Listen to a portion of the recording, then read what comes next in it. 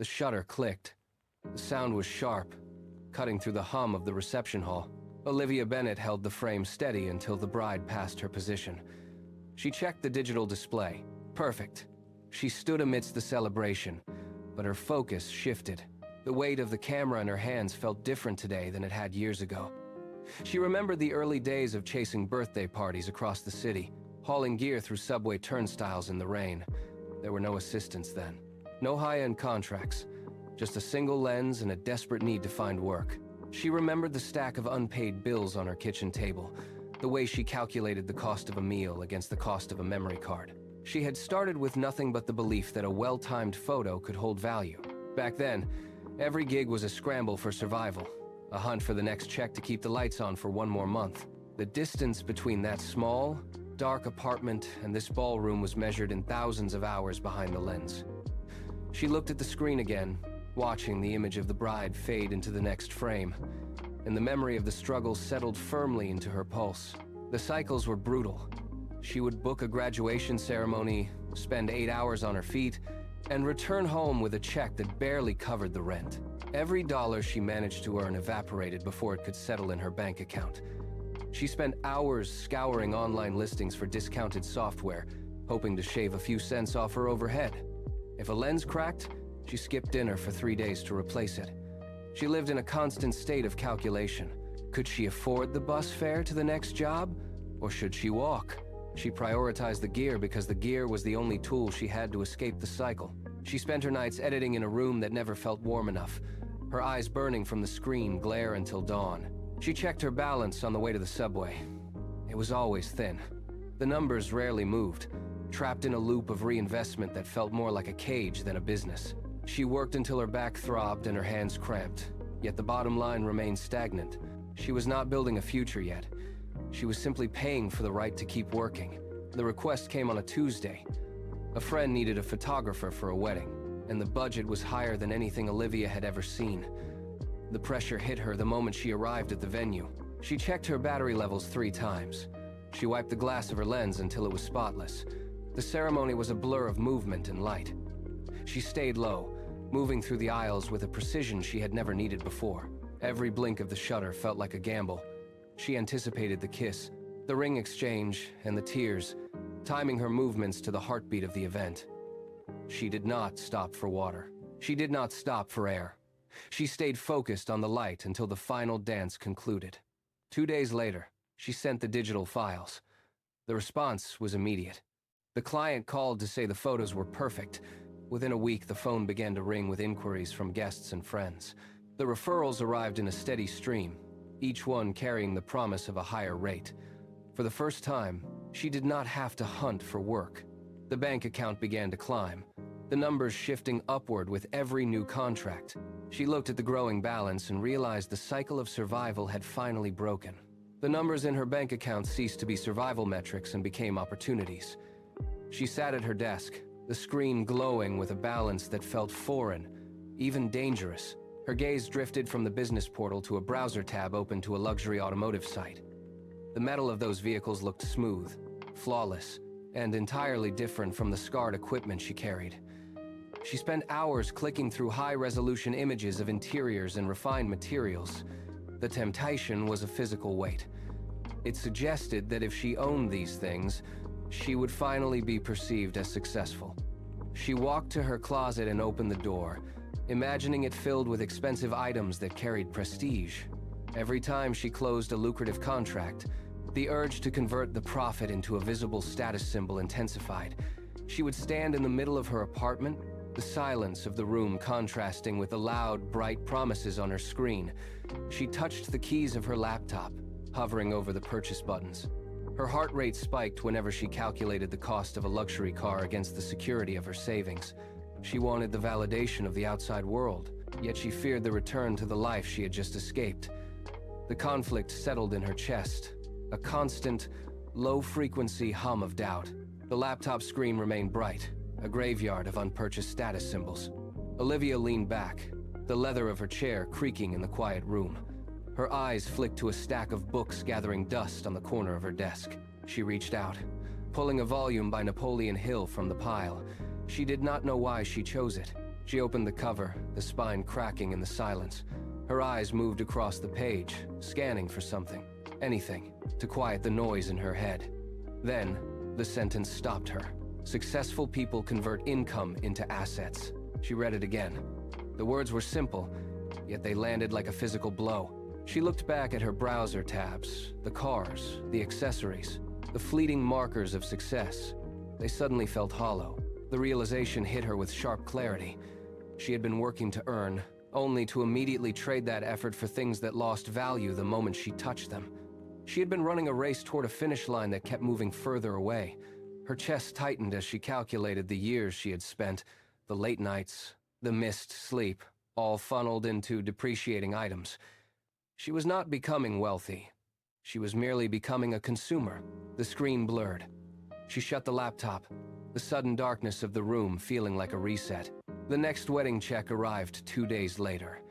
It was a substantial sum, enough to cover the retail price of the designer bag she had bookmarked for months. She pulled up the luxury retailer's site again. Her cursor hovered over the Add to Cart button. The temptation was still there, a familiar tugging at her logic. She stared at the image of the bag, then looked at the book still resting on her desk. She slammed the laptop lid shut. The silence that followed was heavy, but it was no longer hollow. She opened her banking portal, her fingers steady as she navigated to the investment dashboard. She entered the exact amount of the wedding profit. Her heart rate was rhythmic, deliberate. With a single click, she confirmed the transfer into an index fund. The money vanished from her checking account and moved into the market, no longer hers to spend, but hers to grow. She watched the confirmation screen blink. There was no immediate adrenaline rush, only a quiet, grounded sense of relief. She had broken the cycle. She leaned back, listening to the hum of the refrigerator, realizing that for the first time, her labor was working for her instead of disappearing into a void. She stood up, walked to the window, and looked out at the city, seeing it not as a place to spend, but as a landscape of potential.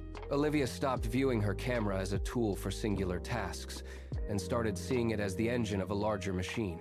The next week, she drafted a standard operating procedure for every shoot. She mapped out the lighting, the angles, and the post-production workflow until it was repeatable by anyone. She interviewed 3 candidates for an assistant position in her small studio. Her criteria were precise: technical proficiency and a hunger for process. She hired the most methodical one. The first time she delegated a wedding edit, her hands shook as she clicked send on the files. She watched the progress bar, expecting failure. Instead, the final product arrived in her inbox, polished and precise. She felt the weight of her own labor lift. She reinvested the time saved into refining her client acquisition system, turning referrals into a predictable, automated flow. Every week, the business grew more independent of her direct presence. She stopped asking what she could buy and started asking what she could own, what systems she could build, and how she could scale. The momentum was no longer a struggle, it was an acceleration. She watched her calendar fill for the next 6 months, the revenue stream sinking into a self-sustaining rhythm. The studio hummed with a new, mechanical efficiency. She was no longer just a photographer, she was an architect of her own financial growth. The industry shifted around her. Peers flocked to the newest cameras, the latest gadgets, and the flashiest lifestyle displays. They traded their hard-earned revenue for status, chasing trends that faded by the next season. Olivia watched the cycle from the periphery of her desk. She saw the same patterns repeat. High income followed by rapid depletion. She chose a different path. While others focused on what they could show, she focused on what she could own. She spent her weekends researching dividend-yielding stocks and scouting local properties. She studied market reports with the same intensity she once applied to her lens focus. When a prime opportunity for a dividend reinvestment arose, she moved with surgical precision.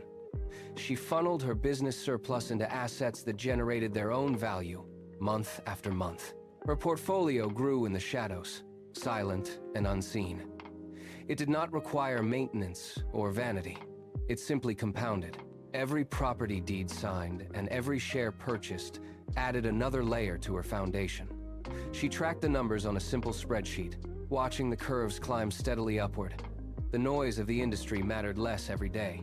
She was building a structure that did not rely on her exhaustion, but on the enduring power of capital. Her wealth was no longer a temporary balance in a checking account. It was a quiet, relentless force working in the background of her life. The final shutter click of the season echoed in the high-end venue. Olivia packed her gear with practiced, efficient movements. The wedding had been flawless, a complex operation that ran exactly to her specifications. She returned to her home office, the space quiet and dim. She sat before the glowing monitor, the cursor blinking against the dark background.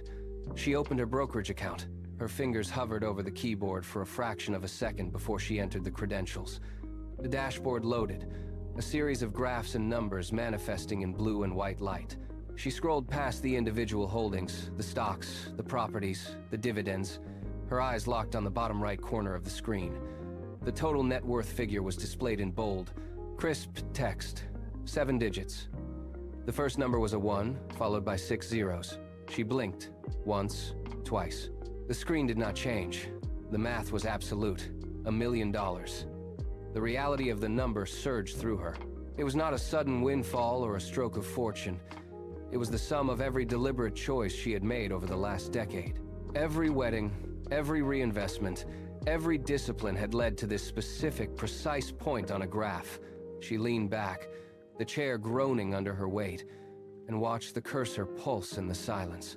She looked at the camera sitting on her desk, its lens cap secured. It had been the engine of her early years, the instrument that converted sweat into opportunity. Beside it, the monitor displayed her portfolio, a testament to the discipline that followed. The camera had provided the income, but the assets had bought the future. She realized then that she was no longer trading her hours for the next paycheck.